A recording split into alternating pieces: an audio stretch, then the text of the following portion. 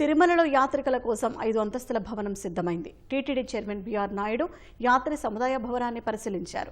వెంకటాద్రి నిలయంగా నామకరణం చేసిన ఈ భవనాన్ని బ్రహ్మోత్సవాల సమయంలో ముఖ్యమంత్రి చంద్రబాబు చేతుల మీదుగా ప్రారంభం చేస్తామని బిఆర్ నాయుడు తెలిపారు.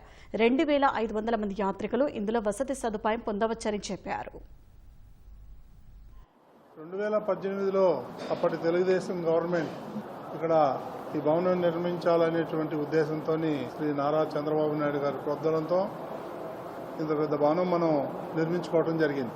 సో ఇదేదైతే ఉందో 2500 మంది ఫ్రీగా ఇక్కడ వాళ్ళ యొక్క వసతి కల్పించింది వాళ్ళకి.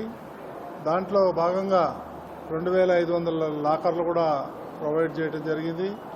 వాళ్ళకి బాత్రూమ్స్ కానీ లేకపోతే స్నానాలు చేయటం కానీ ఇవన్నీ ఫ్రెష్ అప్ అవడానికి కూడా మంచి ఏర్పాట్లు చేయడం జరిగింది. 5 ఫ్లోర్లు నిర్మించారు. సుమారు 2,70,000 స్క్వేర్ ఫీట్.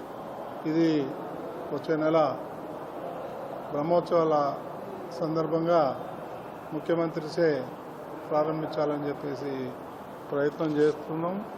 ఇక్కడ ఉన్నటువంటి ఫెసిలిటీస్ బహుశా ఇదే మొదటిసారి అనుకుంటున్నాం. అంటే మొట్టమొదటి బిల్డింగ్ ఇది. ఇన్ని ఫెసిలిటీస్తో లేటెస్ట్గా ఉండేటట్టుగా మన వాళ్ళు డిజైన్ చేసి కట్టడం జరిగింది. చాలా అద్భుతమైనటువంటి కట్టడం.